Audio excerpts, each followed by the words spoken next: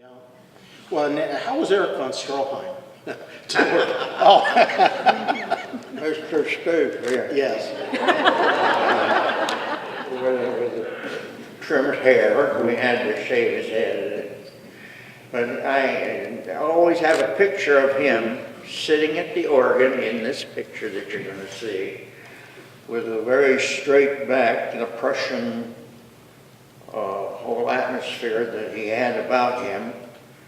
And he was fun to work with. He was nice. He was pleasant. He never caused me any problems. And I got along with him very well. But he kept giving, I read, he kept giving Wilder ideas for the Max von Marilyn. Oh, well, he thought he was a director too, you know. Oh, yeah. Another show that I did with Billy, I think, was Stalag 17. And on that,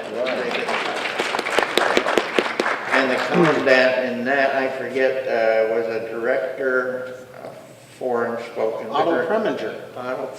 He gave Otto nothing but problems, directing him. And it was quite fun to watch. Well, von Stroheim would always come up with these ideas. One idea is he pitched to Wilder was that he'd be washing Norma Desmond's undergarments, which Wilder said, thank you, but no. But one of the ideas he did take and incorporated into the script is it's revealed that he is writing Norma's fan letters, which I always thought was interesting. And you had such a great cast in it. You've got Jack Webb in it just before he's starting Dragnet, and he gives one of the, I mean, he's totally unlike Joe Friday. Then, of course, they had, there's a card game sequence with a couple of silent film stars, H.B. Warner, who played the first actor who played Jesus Christ in DeMille's King of Kings in 1926, Anna Q. Nilsson, and of course the great Buster Keaton. And Franklin Farnham was in it, and Hedda Hopper. I had read that Wilder wanted both Hedda Hopper and Luella Parsons. They were like the TMZ of their day, but they had the power to make or break a career. And when Luella Parsons heard that Hedda was going to be in the film, she backed off because she was afraid she'd get upstaged by Hedda. Well, I can tell you when Hedda Hopper and Luella Parsons worked, we didn't have enough lifts in the department. I had to make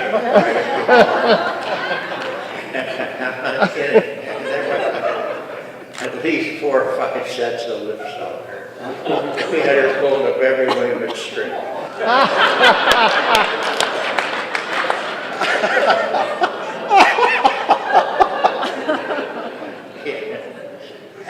There's several makeup artists in the audience tonight from our union.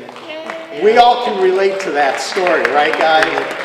We all can relate to that. I don't want to give too much away, but there's a great shot in the pool to get the certain shot that Wilder wanted. If he had just put the camera underwater, it wouldn't have gotten the reaction looks of the people outside of the pool. So John Seitz, the wonderful cameraman, came up with the idea. He put a mirror at the bottom of the pool. And actually, when you watch it, there is no camera underwater. The camera is outside, shooting at an angle of the mirror, and it's reflecting the people outside the pool. And Seitz, who goes back to the original 4 Horsemen of the Apocalypse, he also came up with, he used the trick from that for the scene where Gloria and Phil Holden are dancing, and they wanted he had a dance doll, as I recall it was called, on wheels. Yeah, and they put the 2 actors on it and attached it to the camera dolly and moved it around so it gets a 360-degree look. Now, today we just simply have a Steadicam, but back then that's how they created it, and that is exactly the same way he did the tango dance with Valentino. And then Swanson does one of the greatest, she was probably the greatest impersonator of Chaplin. You remember that scene? Yes, very much so. She went through, the story I was told, I don't know if it was studio publicity or not, but the story I was told is she went through 50 derbies to find the right one. And then supposedly, the day they shot it, Wilder had everybody in the crew wear the other 49. I believe somewhere at home I have a picture with most of the people wearing the derbies. Yeah. It was, as a film historian, it's one of the greatest films, I think, about Hollywood. What's really great about it is it's not Monumental Studios, it's not Terrific Pictures, it's Paramount Pictures. And it shows the old studio lot. Where Betty Schaefer's office is, it was the old writer's bungalow. And you come up the stairs, and right there is Betty Schaefer's office. Well, if you went down, for those of us who are makeup artists, we know this quite well.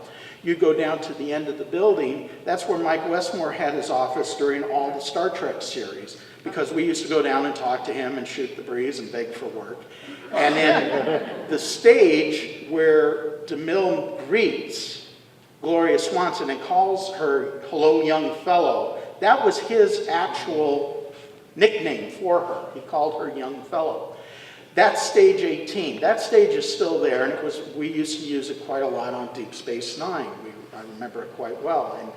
And the whole lot was used, all over the lot. And you'll see parts of the outside of the lot where the old Oblat's Cafe used to be, an old Western costume. All that is gone now. That's been all bought up by Paramount, and it's primarily now a parking lot. Karl created the Herman Munster makeup.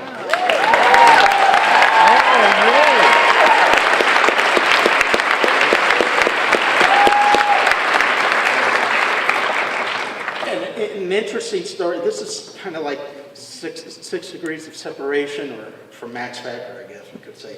But in 1965, I was a kid actor. I jokingly say one of the few that never robbed a 7-Eleven. And I got a little part on the Munsters, one great dramatic line. And I got to sit, we're in this courtroom, and Herman sits right next to me. And, you know, for a kid of 8 years old, Herman Munster is there. It's like, you know, the only thing for me that would have been better is if it had been Jim Arness from Gunsmoke. But, you know, it's like Herman Munster. And I remember he looked at me and said, "Good morning." And I went, "Uh-huh." And what I remember, and I don't know if I ever told you this when we were on Munster's Revenge, I remember this man came up to Fred, and he was doing something to his face.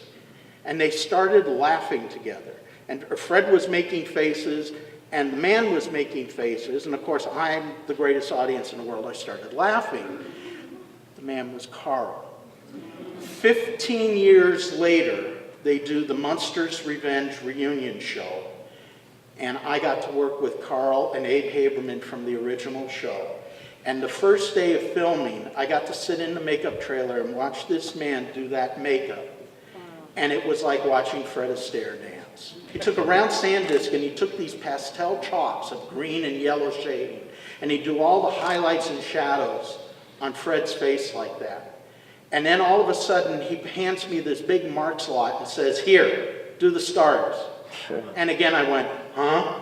And he said, "Here, do the stars." So for the first day of filming, I got to do Herman Munster's scars because he let me. But it was one of the greatest makeups to ever see actually be brought together. And watching Fred and Al 15 years later, it was like, it was just yesterday that I had seen them as a kid, and they just picked up right where they left off. The three of them together would have made a great sitcom. You guys just had such great chemistry. We did. We had every place we went. I was treated like a king, which I thought was so wonderful. And as long as I would help Al buy cigars, I was a hero. But I want to say something, please.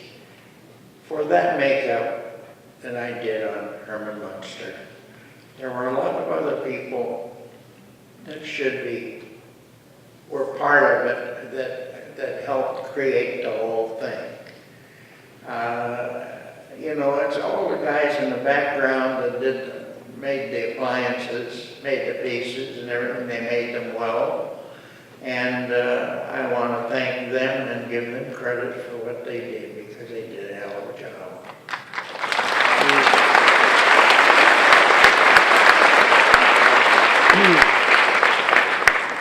And I see the lights doing this, so I think they want us to go start the movie.